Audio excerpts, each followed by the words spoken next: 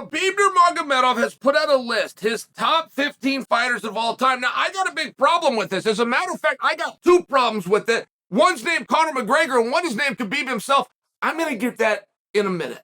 I want to start with a prop to whoever got this list from Khabib. I mean, don't forget, when Khabib retired against Gaethje, he said, I'm never going to do the sport again. But when Khabib retired the second time, it was out of the blue, and he said, I'm going to have nothing to do with MMA. Don't forget, Eagle FC was running. Don't forget, Islam Makhachev was the champion of the world, drawing into Volkanovski, the number one ranked guy in the world. Khabib said, I'm out. And he meant it.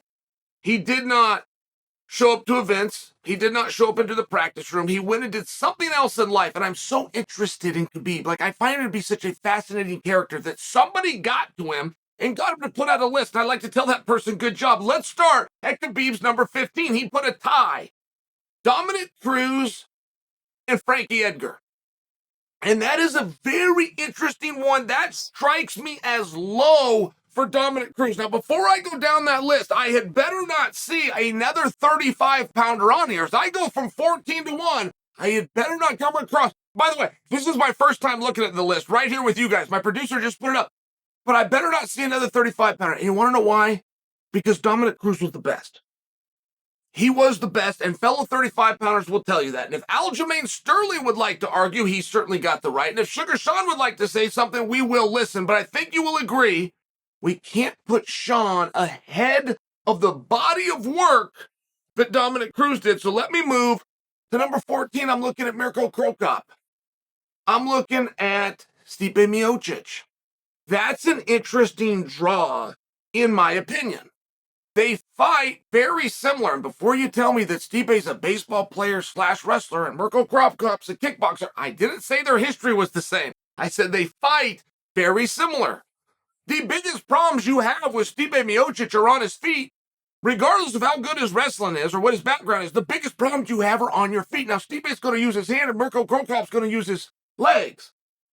But they're going to do it standing up, and I do get Khabib's comparison. Going down to number 13. He put Dan Henderson, and he also put Shogun. That's very sweet. I like that. I really do. And those two are tied together. Don't forget, not only do they have those couple of wonderful fights, they got inducted into the Hall of Fame for one of those fights. So he kept them together, and I think that's the right thing to do. Number 13, Randy Couture tied with Cain Velasquez. Now, you have to understand this from Khabib's perspective because Cain is his teammate. Cain is a leader in that room. Cain has something to do, to a degree, with Khabib's entire career. So we put these two juggernauts, and that is a very interesting fight. And the one bigger thing they have in common, it's not just the UFC Heavyweight Championship.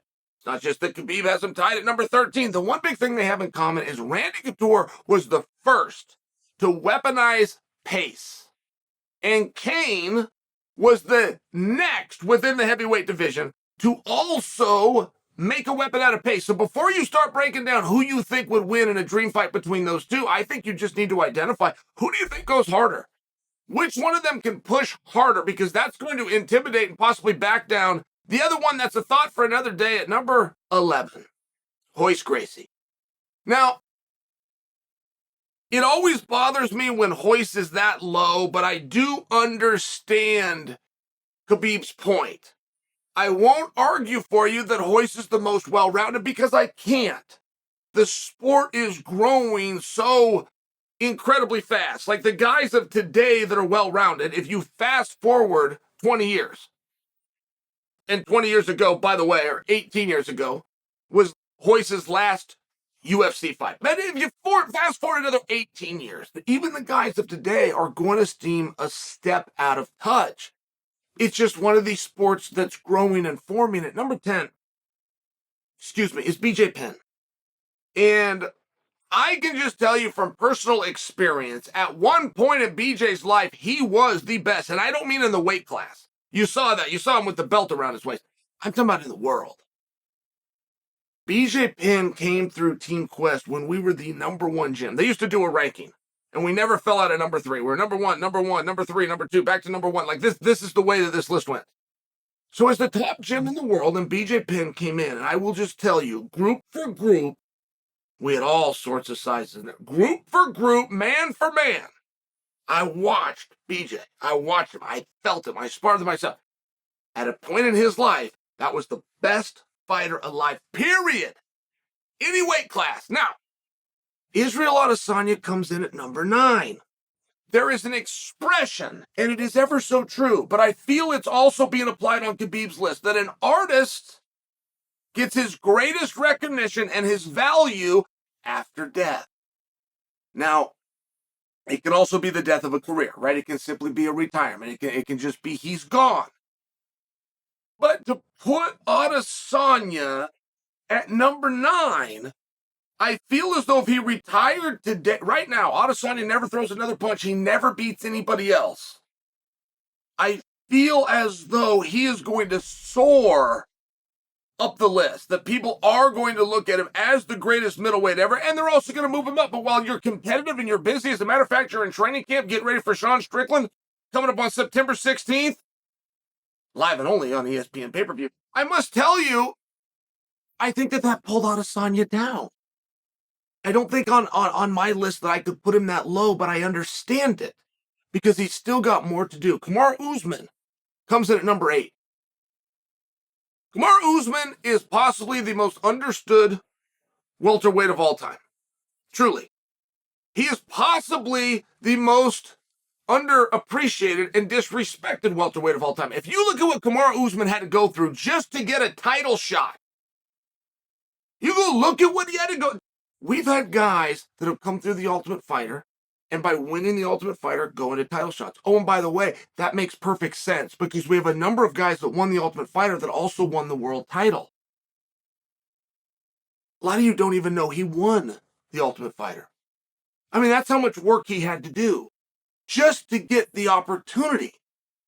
Then when he had that opportunity, he ran with it to an extent that he became the first name that you could say surpassed George St-Pierre within the division and not look stupid. You wouldn't be right. You would lose that argument, but you could say it without looking stupid. That's how good Kamaru Usman is. Oh, and by the way, see my point to Adesanya, Kamaru Usman isn't done, but I can live with this. I can live with him at number 8 for now. Number 7, Jose Aldo. No disagreement. Number 6, Henry Cejudo. No disagreement. Possibly the greatest combat athlete ever.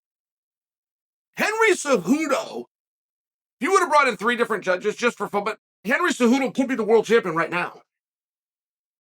I mean, not only did he win a belt, not only did he win a gold medal, he might be the champion right now. I mean, I'm just sharing with you, like, that performance against Aljo, if other people watched it, may have given him the belt. And I don't think you guys would disagree, right? When that fight ended, we were all kind of sitting there going, who won that fight? It was a close one. That's my only point, and it was a comeback fight, and comeback fights are your worst fights. On his worst fight, he might have still won the belt. I like Henry at number 6. Number 5, Daniel Cormier. How did we get there? How we get DC at number 5? The world champion of 2 divisions simultaneously, which, by the way, have the biggest gap of any division. Like, if you're the 45-pound champ and the 55-pound champ like Conor was, that's awesome because those divisions are so hard, but they're separated by 10 pounds. What difference does it make? I mean, what difference does it actually make? Well, excuse me, between 205 and 265, that's your gap? And Cormier had both the straps. You know, number 5's not a bad number. It's not a bad number, but I think Daniel's even better than that. Number 4, Demetrius Johnson. No disagreement. No disagreement. Demetrius is still active and he's still busy. So many people say Demetrius has to do it at 125 pounds. He can't get it done at 135. I'm okay with that. Like, that's not an insult to Demetrius. You're just factually incorrect. Demetrius won the one championship at what's called bantamweight, but it's 135 pounds. I apologize, what's called flyweight, but it's at 135 pounds. A lot of people don't know that. I just like to bring you that distinction. He was the champion at 125. Yes, he was. Also the champion at 135. Number 3, Anderson Silva. That's beautiful. I won't disagree. I feel when you get to 3-2-1, I feel we're interchangeable, right? And maybe that's the Olympic fan in me, but they're all on the stand. They're all getting a medal. Even if somebody else at Anthem's playing, they're all recognized. I can live with Anderson at number one. But Anderson did do a couple of things that he never got credit for. Before Anderson came to the UFC, he fought at 170 pounds, and he whipped the hell out of everybody. He then fought at 175 pounds, and he beat the hell out of everybody. He came in at 185. He was the king, but he also went up to 205 pounds. Oh, and by the way, that was against a world champion named Forrest Griffin, and he was out of there 5 minutes after he started. Anderson Silva did a lot, and he did it at different weight classes. I mean, when you're talking about a pound-for-pound great, there's only a few guys that actually tested that theory. We got some really great fighters that refused to leave their division. Anderson Silva did multiple times, and he won. And you got him at number 3. I can't disagree with that. Number 2, George St-Pierre. I got a big problem with that one. I got a big problem because he's the greatest ever. Now, you put him at number 2, and I just did a diatribe that anybody in the top 3, and I can live with it, but I'm just sharing with you number 2 for the greatest ever. I don't know. Is that a personal beef? Those two were connected so many times. Let me get to Khabib's number 1. Then I'll get to my problem with this list. It is number 1, we've got a tie. Fedor Emelianenko and Jon Jones. Fine. And it's not just Khabib that admires Jon Jones, by the way. Khabib's father said some beautiful things about Jon Jones. If you want to go back and you want to look that up, but I will tell you why I was kind of impressed with Khabib for putting Jon number 1. You want to know why? When Khabib retired at 29-0, when he was in that cage with Justin Gaethje, he did ask for something, and it wasn't a future opponent like we thought. There is no future opponent because he just retired. You know what he asked for? He asked that the rankings committee put him the following week at number 1 pound for pound. He said, I am number 1. You've been screwing me from the beginning, and this is my last shot because I'm retired, so let's get it right next week. He went out and asked for that. And Jon Jones pushed back when it actually happened because they did put him at number 1 just for asking. And Jon Jones pushed back. So what are you doing? That's not how this works. You get asked to be number 1. Nobody's beat Ween. Nobody's come close. Nobody's even dealt with it. I'm just saying that they had a little bit of a back and forth. Ultimately, Khabib came out on top, but he's showing him some respect. Now, let me tell you my problem with the list. I just read you 1 through 15, and Khabib put so much thought into this. He even had ties. He got Randy Couture and Cain Velasquez tied. He can't make up his mind. He's got Fedor and Jon Jones tied at number 1. He can't make up his mind. I mean, he really put some thought into this. He left himself off the list. How does a guy 29-0 not make the list? How does a guy that called his own shots not make the list? How does a guy that they built an arena for not make the list? How does a guy that was so dominant, he has more 10-8 rounds in unarmed combat than anybody in the history, and that includes boxing? He should have put himself on the list. Good leaders won't do that. It was a humble move, and I would expect nothing else from Khabib. But why isn't Conor on here? Conor McGregor has won so many world championships he forgot.